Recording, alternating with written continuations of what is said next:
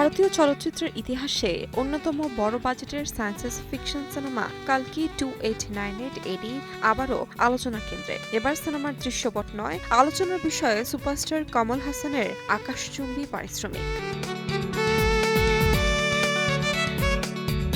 শোনা যাচ্ছে সিনেমাটির প্রথম কিস্তিতে প্রভাস ও অমিতাভ বচ্চনকে ছাড়িয়ে সর্বোচ্চ পারিশ্রমিক নিয়ে রেকর্ড করেছেন এই কিংবদন্তি অভিনেতা। তিনি যে অঙ্কের পারিশ্রমিক নিয়েছেন তা তাকে স্থান দিয়েছে ভারতের সর্বোচ্চ পারিশ্রমিক প্রাপ্ত অভিনেতাদের তালিকার শীর্ষে।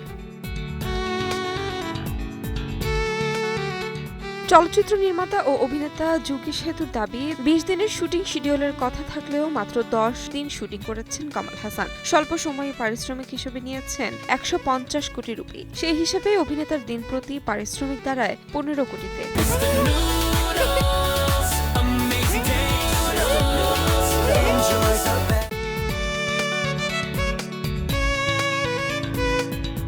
সিনেমাটিতে এক শীর্ণজীর্ণ দৈত্যের মতো খল চরিত্রে হাজির হন কমল। পর্দায় তার উপস্থিতি খুব বেশি সময় না হলেও গল্পের জন্য চরিত্রটি ছিল অত্যন্ত গুরুত্বপূর্ণ।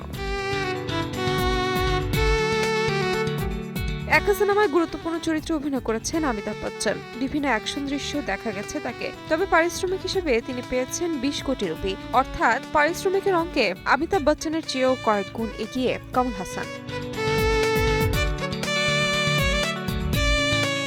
2024 সালে মুক্তি পাওয়া কালকি 2898 এডি মুক্তির পর বিজ্ঞান কাল্পনিক ভিত্তিক সিনেমাটি দর্শকদের মধ্যে ব্যাপক সাড়া ফেলে। বর্তমানে চলছে সিনেমাটির দ্বিতীয় কিস্তির কাজ।